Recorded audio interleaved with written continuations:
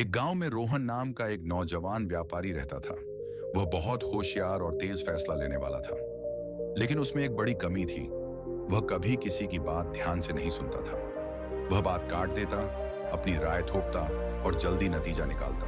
रोहन का व्यापार अच्छा चल रहा था, लेकिन उसके रिश्ते खराब हो रहे थे। उसकी पत्नी दुखी रहती थी, बच्चे उससे दूर रहते थे और दोस्त उसे पसंद नहीं करते थे। लेकिन रोहन को लगता था कि वह हमेशा सही है और उसे बदलने की जरूरत नहीं।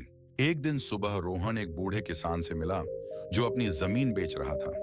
किसान उसे जमीन के नीचे छुपे झरने के बारे में बताना चाहता था, लेकिन रोहन ने उसकी बात पूरी नहीं सुनी। रोहन ने बिना पूरी बात सुने ही आधी कीमत लगाई। किसान निराश होकर चला गया और जमीन एक ऐसे आदमी को बेच दी जिसने उसकी पूरी बात सुनी और उस झरने की असली कीमत को समझा। शाम को जब रोहन की पत्नी ने बताया कि उनके बेटे को गणित में इनाम मिला है, तो रोहन ने कहा कि व्यापार की समझ ज्यादा जरूरी है। जब पत्नी ने अपनी मां की बीमारी के बारे में बताया, तो रोहन ने बस दवा भेजने की बात कही। उसका ध्यान पहले से ही अगले दिन के काम पर था। पूरा परिवार चुपचाप बैठा रहा, कोई भी खुश नहीं था। अगले दिन उसका सहायक आया और कहा कि जोरदार बारिश और बाढ़ से गोदाम को खतरा है। लेकिन रोहन ने उसकी बात को मजाक समझा और गंभीरता से नहीं लिया। उसने कहा कि इतने सालों से कभी बाढ़ नहीं आई, अब भी नहीं आएगी। सहायक की बात अनसुनी कर वह फिर से अपने फायदे के बारे में सोचता रहा। 3 दिन बाद जोरदार बारिश हुई। नदी में बाढ़ आ गई और पानी रोहन के गोदाम में घुस गया। बहुत सा सामान बर्बाद हो गया। गांव के लोग मदद करने दौड़े। रोहन अपने खराब हो चुके सामान को देखकर हैरान रह गया। उसे समझ आ गया कि उसने सुनने की गलती कितनी भारी पड़ी। नुकसान बहुत बड़ा था, व्यापार का और उसके अहंकार का भी। रोहन पछतावे में घर से निकल गया। वह खेतों और जंगलों से होकर बहुत दूर तक चलता गया और उन सारी बातों को याद करता रहा जब उसने किसी की बात नहीं सुनी थी। आखिरकार वह एक पहाड़ी पर बने छोटे से मंदिर पहुंचा। थका हुआ और दुखी होकर वह मंदिर की सीढ़ियों पर बैठ गया। वह सोचने लगा कि उसकी जिंदगी में इतनी मुश्किलें क्यों आईं। दिल में उसे जवाब पता था, लेकिन मानने की हिम्मत नहीं थी। मंदिर से एक बूढ़ा साधु बाहर आया। उसने रोहन को देखा और चुपचाप उसके पास बैठ गया। उसकी शांति भरी मौजूदगी रोहन के लिए कुछ नया अनुभव था। जब रोहन ने अपने दुख बताए, साधु बस सुनता रहा। उसने कोई राय नहीं दी, कोई सलाह नहीं दी, बस चुपचाप सुनता रहा। पहली बार रोहन को अपनी बात खुद साफ सुनाई दी। साधु ने रोहन को पहला काम दिया। मंदिर के दरवाजे पर बैठकर 1 दिन तक आने जाने वाले लोगों की बातें चुपचाप सुनना। कुछ बोलना नहीं, बस ध्यान से सुनना।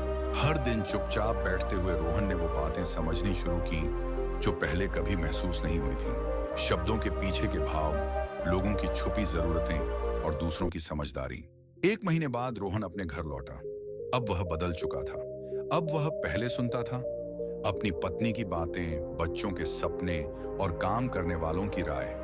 परिवार को हैरानी हुई, लेकिन उन्होंने इस बदलाव का स्वागत किया। उसने देखा कि उसका बेटा गणित में बहुत अच्छा है और उसकी मदद से उनका हिसाब किताब सुधर गया। उसकी पत्नी को ग्राहकों की पसंद की समझ थी, जिससे बिक्री बढ़ी। सहायक की सलाह से गोदाम को फिर से अच्छा बनाया गया। रोहन के बदले हुए व्यवहार की चर्चा पूरे गांव में होने लगी। लोग अब उससे सलाह लेने आने लगे, क्योंकि अब वह सच में सबकी बात सुनता था।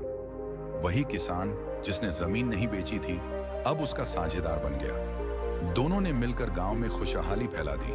सालों बाद जब किसी ने रोहन से उसकी सफलता का राज पूछा, तो वह मुस्कुराकर कहता, मेरी सबसे बड़ी ताकत बोलना नहीं, सुनना है। सच्चा सुनना मतलब बस इंतजार नहीं, बल्कि दिल से समझना। जैसे जैसे रोहन बूढ़ा हुआ, उसने अपने बच्चों और पोते पोतियों को सुनने की समझ सिखाई। उनका कारोबार भी अब जबरदस्ती से नहीं, बल्कि समझदारी और रिश्तों से बढ़ रहा था। गांव में भी फैसले अब सुनकर लिए जाते थे। सुनने की समझ न सिर्फ एक इंसान को बदलती है, बल्कि पूरे समाज को बदल सकती है। ये झगड़े रोकती है, गलतियां कम करती है और नए मौके दिखाती है।